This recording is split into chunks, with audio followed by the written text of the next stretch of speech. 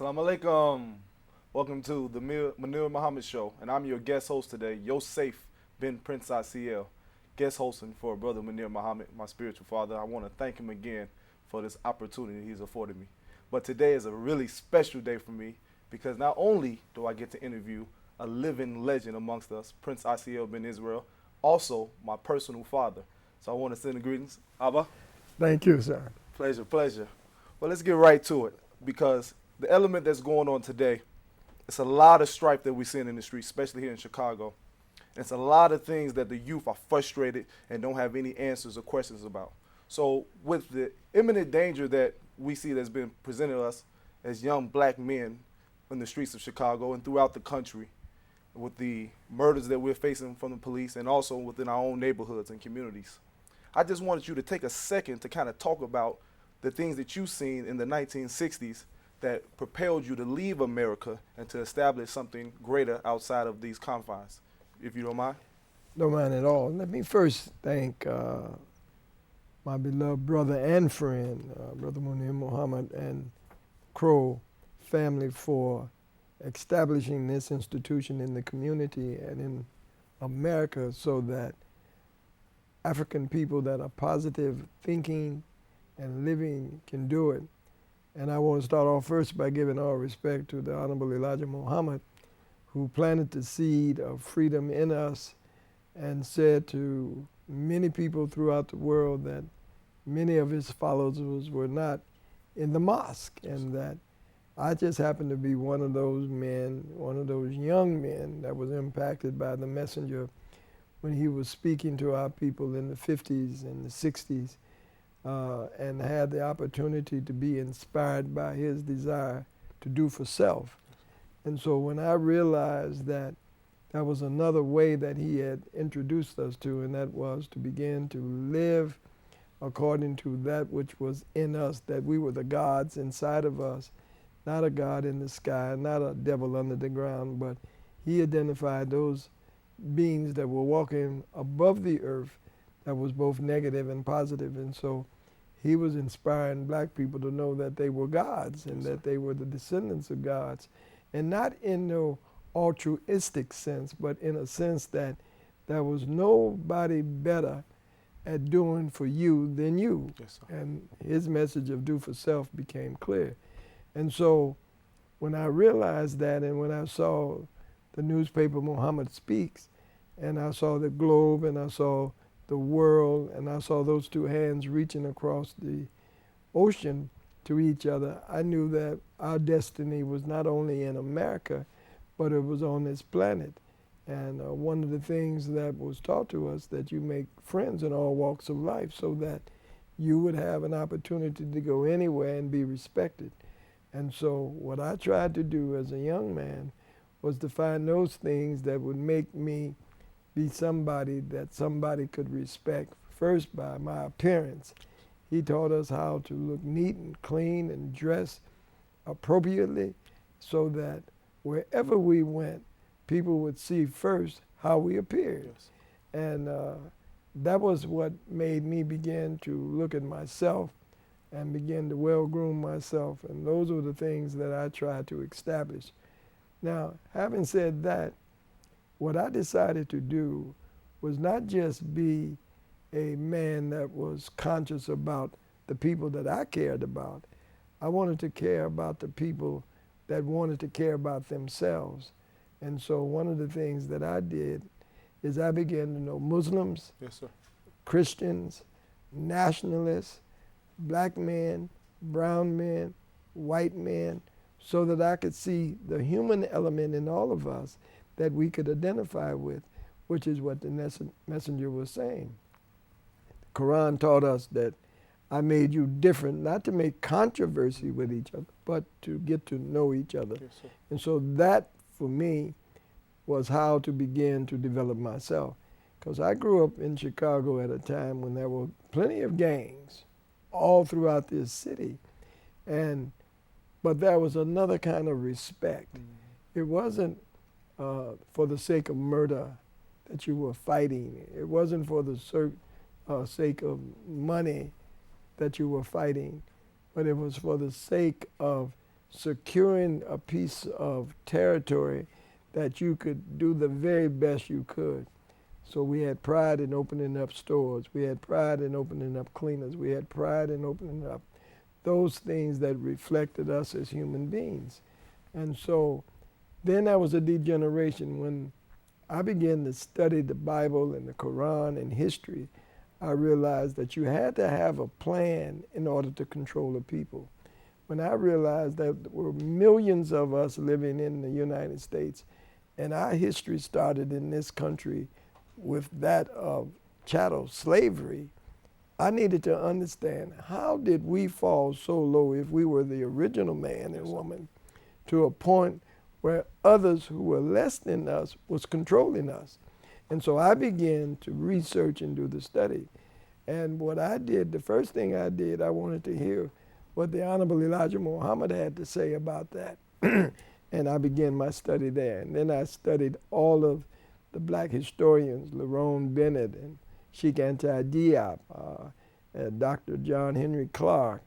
These were the men, Chancellor Williams, the destruction of the black civilization, began to cause me to put together a journey so that I could walk for the last 500 years to see exactly where we started and where we are today. And so what I then decided to do is become part of a larger group of black men that had organized themselves and began to study the past for the future. And I joined an organization called Alpha Phi Alpha. That was the first black African American fraternity, started at Cornell University in 1906, and it grew out of the desire for those students, black students particularly, who were at a major white university in the 1900s, who was failing every year. And they realized that the only way that they could stay in school was to unify. And therefore the fraternity started.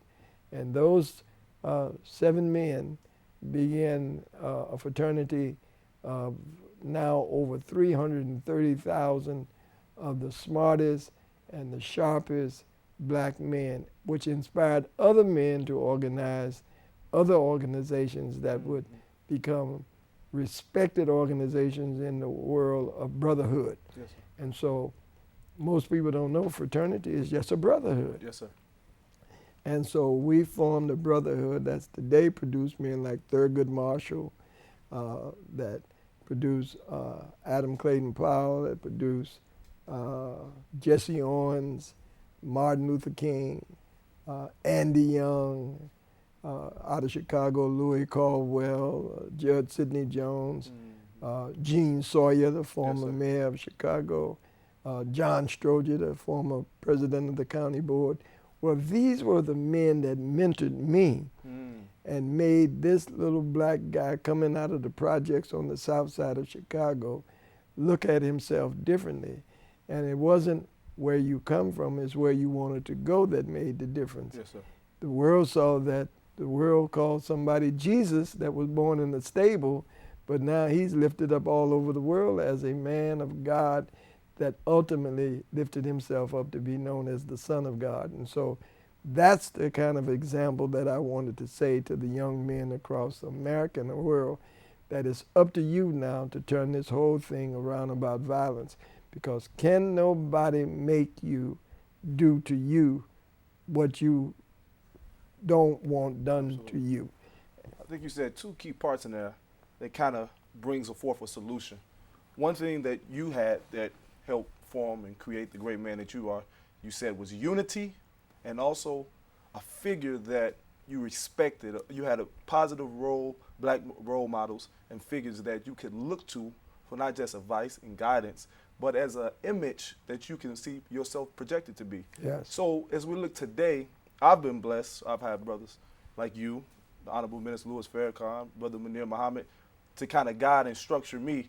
But where do you see, or how do we create other avenues that we can get these figures out into the mass public, into these high crime areas, that they can also reap the benefits of understanding the power of unity understanding the power of having a man be able to be a strong man and not be feminized and not be afraid to be standing on principles, codes of ethics, and so forth and so on. Well, we reproduced ourselves. Yes, sir. And that's why you're sitting in Munir's seat. You know, he wanted to make sure that his generations did not leave out without making man in our image. Well, when you go back to the book of Genesis, and it says, as God was creating man, he said, let us make man in our image and after our likeness. Well, you are one of those sons that is being made in the image of those men that you name and others that have impacted on your life. That's why I wanted you to meet these various men that made me and know their sons. That's why I'm so proud that Brother Munir has taken you so that you and his sons and grandsons can begin to bring together a unity of those men that did the work. You see, one of the things that made Munir and I bond when we first met is that I saw his energy and I saw his desire to do for not only self, but for black people as a whole. And so when we was doing a TV show together, and I saw that he was speaking a little slower than I thought he should for television, yes, sir. I pulled him to the side and said, hey, you got to speak up. This don't go within a second, then you're off. And we didn't fight about anything. We built on it. And then I began to tell him about who I was. See, most people didn't know what a Muslim was or what a Hebrew was. They just heard the popular term Christian. That meant that you believed in Christianity. But most people didn't know what Christianity they were talking about. Because if they knew the real Christianity, everybody's a Christian. Absolutely. When you go back to see that the original man that they say is the Christ, the anointed, was a black man, an Asiatic black man, whose hair looked like yours, whose skin looked like yours, Yes, and so whose love for God is like yours. And so what we began to do is develop that brotherhood. So I'm saying to your question is that you and those young men like you are the ones that we want to take our places along while we are alive so that you'll know what not to do as well as what to do. Because the problem is they don't have the mentors that we had that will keep them on track and tell them when they're wrong. They want to become their own man without knowing what a man is. Teach. Yes, sir. Well, that explains a lot, and I think that gives a solution. And I think for me personally, it's creating a space and an environment that that reality can be fully produced.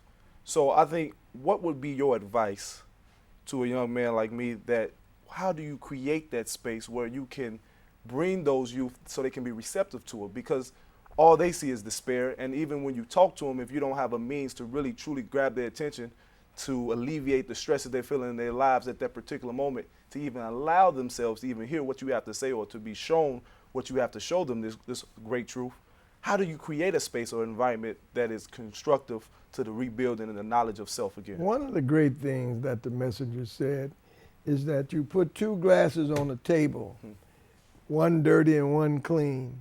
You don't have to tell the person which glass do they want to drink out of. Yes, sir.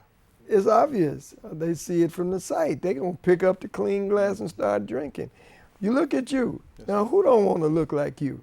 Yes, sir. And I used to say when they come up to me, hey, man, you mighty sharp. Yes, sir. You think you something. I say, nope, I know I'm something. Yes, sir. Because if you don't have pride in yourself, you can't do nothing for nobody else. So you are not walking with your pants sagging for whatever reason. Whether you was in prison and didn't have a belt, but you're not in prison out on the street. You're out of prison, so pull your pants up. Absolutely. Now, that doesn't mean that you don't know a new fashion when it comes, but if a fashion is going to degrade you, you don't want to be part of that. So what I'm saying, you become that institution, Yosef, Yes, sir. Yosef, to reflect what a black man in the 21st century in 2016 should look like. Now, just because they see you with a tie and a suit on, that's not what you represent. The suit don't make you, you make the suit. Yes, sir. because you just as comfortable with your culture from Africa or your culture that you design yourself, Yes, sir. or your nationalistic uniform, if it was the NOI uniform or the Hebrew uniform, because you're a world-class citizen. That's why the European was able to put together what they call the United Nations. They're not united yet, but they were united enough to sit down and talk. So we're developing you to call the United Nations of the black men and women, along with the brown and white men of America and the world, to sit down and you take your rightful place at the head of the table, instructing them on what it is to do to build a better world. Yes, sir. Thank you very much. And with that being said, we're going into the Yom Kippur season. For those who don't know what Yom Kippur is, it is the Hebraic holy day that we honor, the Day of Atonement, but it's also a day of reflection and forgiveness. And as we go into that day, I want a quick question before we talk about what we got planned. You were saying something so critical about understanding self and understanding the knowledge that you are a God innately. But a lot of the conscious communities that are springing up now try to shy away from that type of rhetoric. Whenever you bring God into the equation, they automatically try to put you in a church context, which therefore delegitimizes your message. And I think the root of the problems that we're facing is that we don't identify the reality that God plays, not just in our surroundings, but within our very nature, and how to activate that true God. So can you speak to that and Absolutely. try to this next generation understand that you can be nationalistic, you can be pro-African, but if you don't understand the God within yourself and to activate that power, you will never bring forth no real valuable solutions. Well, see, one of the great things that I've learned is that you can learn every day. For instance, 2 weeks ago, I went to a lecture that Dr. Terry Mason was providing for a group of men out in the south suburbs, and he was talking about the gift of man. And I didn't realize it, that every time a man creates life, there are 250 million sperms during the ejaculation. Yes, sir. Did you hear what I said? 250 million. You Yes, sir. are one of 250 million sperms, and only one egg is released. Now, that means that you are not just one in a million. Yes, sir. You're one in 250 million, sir. because the Very other sperms died. So you got to value life differently. Yes, sir. We think life has something to do with sex. The reason I can say I'm a God is I now have the ability to make a Yosef. Yes, sir. You are produced by me. Yes, sir. So I can't blame somebody else for what you are. I first got to take the responsibility to make you. I wanted you to be a God. I wanted you to be smart. I wanted you to be handsome to yourself. Yes, sir. I mean, not to anybody else, but I wanted you to feel comfortable, which meant that I looked after my body, I looked after my mind, I looked after my diet. So instead of becoming part of a diet, I switched it and became a live it. Yes, sir. So when you're a live it, you're not doing those things that's going to cause you to die. And I say that to say, when I say God, that's because you now have the ability to create. When the messenger was creating the nation of Islam, Yes, sir. he didn't create the family of Islam, the marriage of Islam. He created the nation of Islam. When I left out of here, I created the original African Hebrew Israelite nation. Now, we know that Islam is not white or black. We know that Hebraic spirituality is not white or black. Narrow men and narrow women have taken these universal principles of life and made them religious. Yom Kippur, or the Day of Atonement, is not a religious day. It is a day when man and woman gets a chance to reconcile, not with God the individual, but with God the truth. Yes. You first have to see what have I been doing wrong this last year that I know was wrong that I need to correct? And so what I wanted you to do on your new Day of Atonement was not to make it a Hebrew holy day or an Islamic holy day. I wanted you to make it a day where people could come back and find out truth on how to live. Just like the messenger wrote a book called How to Eat to Live. How to Eat to Live. Yes, sir. It wasn't for Muslims. It wasn't for Christians. It was for the human being that wanted the best quality of life. And what you are getting ready to launch for Yom Kippur is not a day to talk about being a Hebrew, but a day to talk about being realigned with God.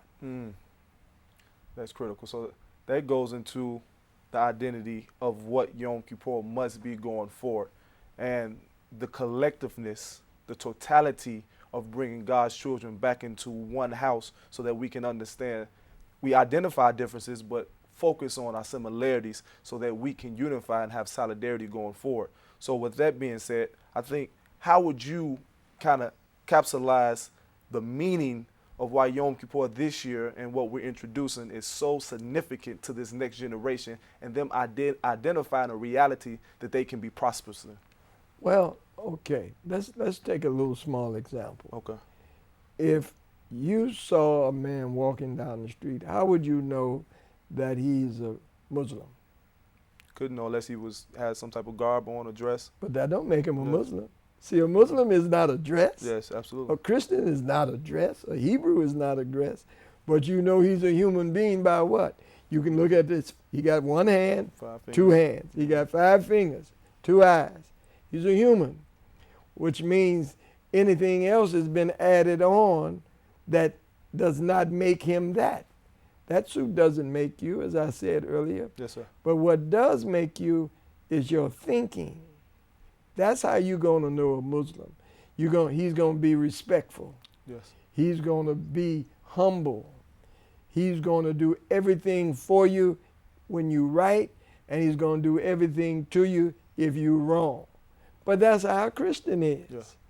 That's how a good Hebrew is, a good Jew is, because these are values that others have taken and made narrow specifically to them, and they missed the whole point. All of your good deeds were supposed to be given to humanity, because that's where you were supposed to show your godliness. Yes, sir. By demonstrating your ability to love your neighbor as yourself. So your neighbor stopped being your neighbor started being you. And that's what I wanted you to understand about the new Yom Kippur. Yes, sir. That's beautiful. That's beautiful. Just, I know it's in the line of what we're saying, but I know you're real well versed in the political arena. So before we get out of here, I want to just get your idea. What do you feel, since it's election year coming up, and Hillary and Trump, which you've had experiences with both, what do you feel is the best way to go as we're going to vote, or should we kind of abstain from voting this year? What's your opinion on that? You can't, if you live in America, first of any game, you have to learn the rules of the game. We in America. America is what they call a participatory democracy. Yes. And there are individuals that either run for various offices at state, local, county level.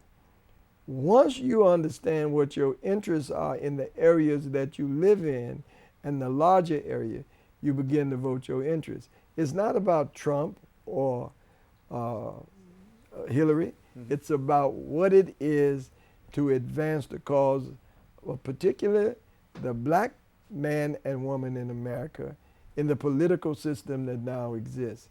And it's not a hard sell to figure out that those whose interests align with the interests of you and your people and your friends are the people that you begin to talk and make them accountable to what your needs and what your community needs and what your people need to continue on. So that's how you choose Yes, in this upcoming election. Thank you so much. We got to take a quick break, but we'll be right back after these messages, and we'll see what kind of interesting conversation we can have with our beloved Prince. Thank you very much.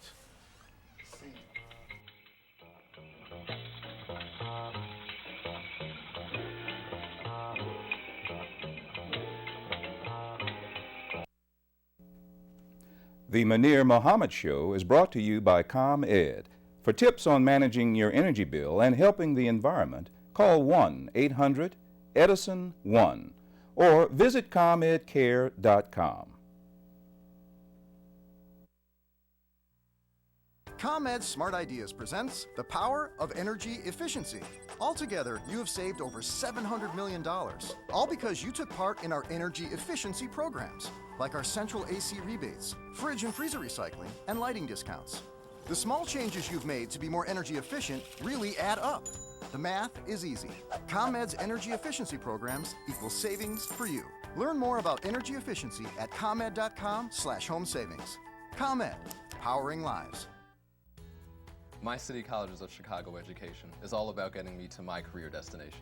Truman College has prepared me for one of the 39,000 jobs coming to Chicago in education, human, and natural sciences. And I've already gotten experience as a teacher. I found my dream job as a preschool teacher, and Truman College made it happen. As an early childhood director, when I'm looking for high-quality teachers to hire, I know where to go. Truman College. My City College's associate's degree allowed me to transfer to my dream four-year university. Employers and universities help design my coursework, so I gained the skills they demand, saving me $40,000 along the way.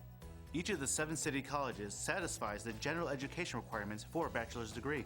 Each also has a college to careers focus, so I can now see one of the 600,000 jobs coming to Chicago in high-demand careers. I found my career pathway. Find yours at ccc.edu. City Colleges of Chicago. Education that works without all the debt. This portion of the Munir Muhammad Show is brought to you by East Lake Management, innovative solutions for building communities of the future today. Assalamu alaikum, welcome back. And I'm just so full with all this information and blessings that my father and mentor and leader, Prince Asiel Ben Israel, has been giving us, and I hope you are as well. So I know I'm not going to do no more talk. I'm going to get back into the questions because he has so much to give us. But Prince, we were talking about in the break the necessity for us understanding this next generation, for us understanding our position of not being afraid from where we've come from, but understanding the importance of where we have to go. So for those who feel that because they've been in the penitentiary system, because they have a lack of what we call formal education, that they don't have the ability to rise up to the levels that they know they're destined to be or to reach. So what would you tell that demographic of people that's kind of insignificant in the bigger scheme of things because you still have so much time to create your reality? You see, one of the things that I always refer back to is the Honorable Elijah Muhammad didn't have a formal education. Yes, that's the first thing. When we look back in history of black men in America, who had a formal education? It was against the law to teach a black man to read and write. Yes, sir. And yet, under those difficult, challenging conditions, you find somebody like Frederick Douglass, who was a slave and figured out how to work himself out of slavery, and then be an advisor to Lincoln when Lincoln was the president on what to do as it related to black men and black women being slaves. So he then